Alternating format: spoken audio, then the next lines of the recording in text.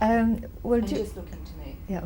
During the 50s and the 60s, Australia was still a very provincial, conservative place.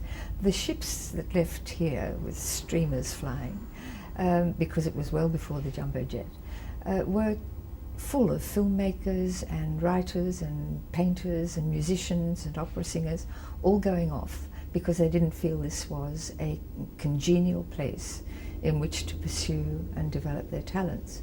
And corporate Australia reflected the values of those decades.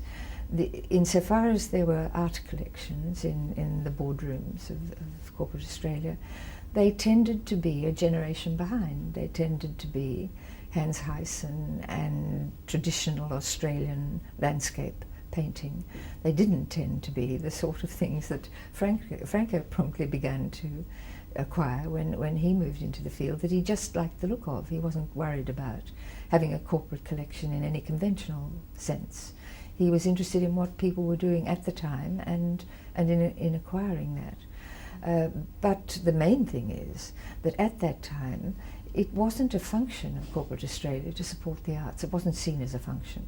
Now it's more or less taken for granted that the opera will be sponsored, that drama will be sponsored, that events will be sponsored, and most companies have quite a large corporate affairs budget for that purpose.